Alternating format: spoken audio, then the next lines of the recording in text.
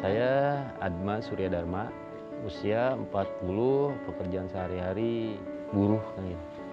Saya ingin diruqyah sama Pak Ustadz biar lebih bersih lagi, diri saya itu lebih tenang lagi dalam menjalankan aktivitas beribadah gitu, terutama di apa yang di diri saya itu yang negatifnya dihilangkan lah gitu. Alhamdulillah udah sampai nih. Ini rencana Mas Atma apa? Minta diruqyah gitu, mau diruqyah. Mau lebih tenang lagi, mau membersihin diri. Perjalanan itu kalau saya nggak sempat sholat itu Emosi meluap langsung. balik emosi gitu, kadang nyalain diri sendiri gitu, kesal sama diri sendiri gitu. Masya Allah. Terus kalau keluhan-keluhan secara fisik ada yang dirasa aneh? Di bagian dada kiri sini terasa sakitnya kayak udah pasrah aja gitu kan. Jadi kayak apa ya, kadang sesak juga. Oh, sesak napas. Iya, susah tidur. Karena dia merasa ketidaknyamanan di antara anggota tubuhnya, terutama di bagian kiri dari tangannya. Dan saya pun membantu prosesi pengobatan kepada Mas Atma. Ya Hayyu Ya Qayyum birahmatika nastaghits aslih lana su'ulana kullaha wa la takilna ila anfusina tarfata ain. Sebelum Pak Ustadz mulai ruqyah itu saya udah merasakan mual-mual gitu. Mungkin reaksi jin kali ya, mungkin ya yang ada di dalam diri saya itu udah mulai kerasa gitu lah. وَلَبِئْسَ مَا شَرَوْا بِهِ أَنفُسَهُمْ لَوْ كَانُوا يَعْلَمُونَ وَاتَّبَعُوا مَا تَتْلُو الشَّيَاطِينُ عَلَى مُلْكِ سُلَيْمَانَ وَمَا كَفَرَ سُلَيْمَانُ وَلَكِنَّ الشَّيَاطِينَ كَفَرُوا يُعَلِّمُونَ النَّاسَ السِّحْرَ. Saat dibacakan ayat suci Al-Quran itu saya tuh banyak yang kurang lah gitu. Mungkin ada apa kayaknya sedih gitu mendengar lantunan itu tuh, seperti ada yang respon gitu. وَمَا أُنْزِلَ عَلَى الْمَلَكَيْنِ بِبَابِلَ هَارُوتَ وَمَارُوتَ وَمَا يُعَلِّمَانِ مِنْ أَحَدٍ حَتَّى يَقُولَا إِنَّمَا نَحْنُ فِتْنَةٌ فَلَا تَكْفُرْ. Di awal-awal prosesi ruqyah yang saya berikan kepada Mas Atma ini, secara spontan Mas Atma menangis. Dan itu tidak mengganggu fokus saya. Saya terus membacakan ayat-ayat Quran untuk mengetahui lebih lanjut apa yang terjadi di dalam tubuh Mas Atma. La nufarriqu baina ahadin min rusuli wa qalu sami'na wa ata'na ghufranaka rabbana wa ilaikal masir. La yukallifullahu nafsan illa wus'aha laha ma kasabat wa 'alaiha maktasabat rabbana la tu'akhidna in nasina aw akhtana. Kalau untuk Pak Ustadz yang tadi pas baca itu, tangan saya kan bergerak ke belakang tuh. Nah itu rasanya kayak sadar, antara sadar nggak sadar itu, seolah-olah nih tangan ada yang gerakin gitu, kayak ada yang energi itu dari sini lari ke sini, itu kayak pengen mental aja gitu, dikit sedikit ntar ada lagi, hilang lagi gitu, terus-terusan aja. Ini menunjukkan adanya eksistensi makhluk gaib di dalam tubuhnya, dan makhluk tersebut tidak mau dekat dengan lantunan ayat suci Al-Quran yang saya bacakan. Lalu saya pun pindah lokasi duduk saya mendekati Mas Atma. Bismillahirrahmanirrahim.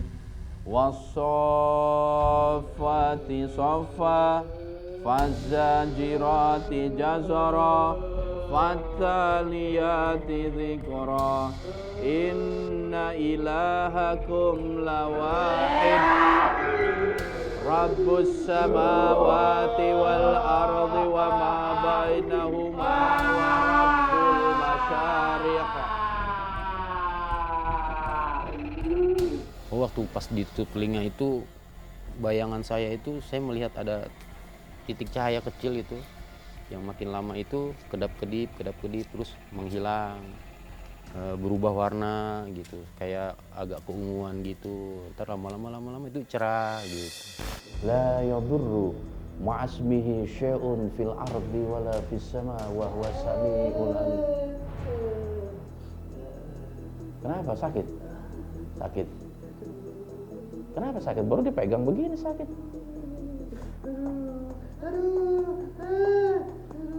Kenapa? Anda kenapa mengganggu Mas Atma ini? Ganggu ibadahnya? Ganggu jiwanya?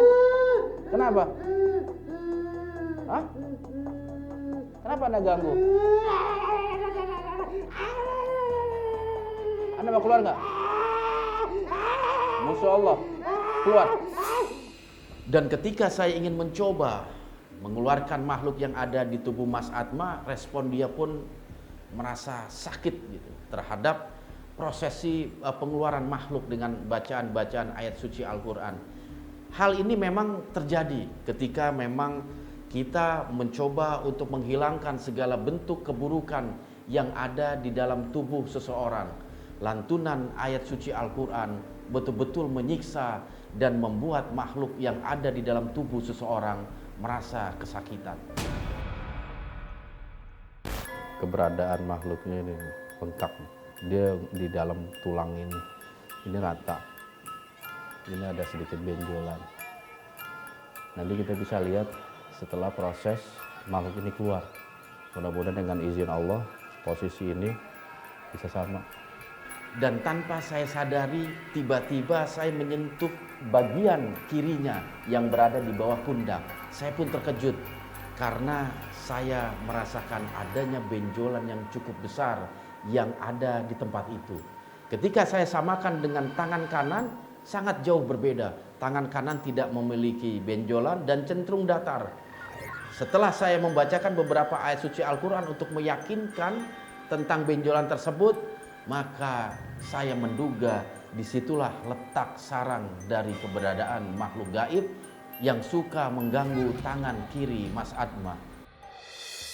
Wa ma unzila 'alal malakaini bi Babila Harut wa Marut wa ma yu'allimani min ahadin hatta yaqula innama nahnu fitnatun fala takfur.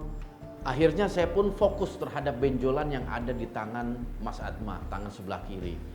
Dan makin lama benjolan itu semakin kecil dan pada akhirnya hilang.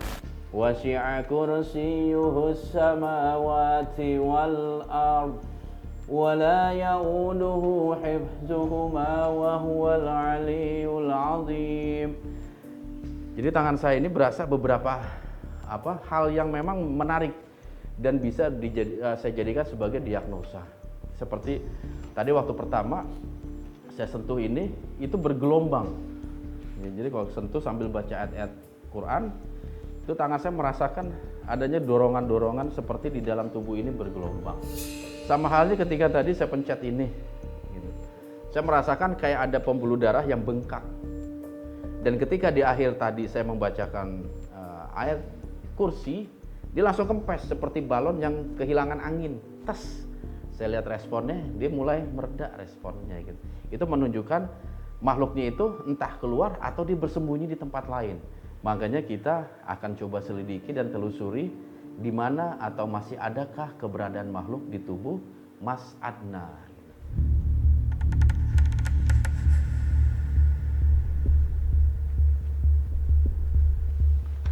Oh, ini responnya sudah tidak terlalu, karena memang sudah tidak ada di sini keberadaan dia. Kita coba yang sebelah kiri. Bismillah. Jadi ini siapapun bisa melakukan hal seperti ini. Yang penting dia tahu di mana posisi pembuluh darah, titik-titiknya. Jadi keberadaan makhluk di dalam tubuh kita itu bisa lebih dari 7 tempat. Dan itu harus kita cek satu persatu atau secara global untuk menunjukkan keberadaan atau titik sarang dari makhluk tersebut. Nah, setelah kita melakukan proses ruqyah ini, apa nih yang Mas Atma rasakan setelah diruqyah? Apa yang ada yang masih terasa ngeganjel, pegel atau gimana? Alhamdulillah Pak, ini sih yang saya rasain sih ada enteng gitu. Enteng ya? Alhamdulillah. Agak sedikit plong, agak plong ya, fresh ya. Dan setelah prosesi ruqyah selesai, ada beberapa dialog ringan antara saya dengan Mas Atma. Saya memberikan satu petunjuk kepada Mas Atma untuk tetap melakukan ruqyah mandiri sebagai upaya dia dalam membentengi dirinya dari segala bentuk gangguan-gangguan makhluk. Tentu saja dengan menjalankan apa yang telah Allah perintahkan dengan sebaik-baiknya. Selebihnya bacaan Quran bisa dijadikan sebagai benteng dari serangan-serangan gangguan makhluk gaib. Juga beberapa doa yang diajarkan oleh Rasulullah SAW. Harapan saya setelah diruqyah sama Pak Ustadz itu, yang mudah-mudahan saya lebih khusyuk lagi dalam beribadah, lebih tenang lagi, tepatnya lebih rajin lah gitu. Dengan setelah ruqyah ini gitu nggak ada gangguan lagi, jadi kemauan itu bukan berdasarkan kemauan jin gitu, tapi kemauan pribadi saya sendiri gitu.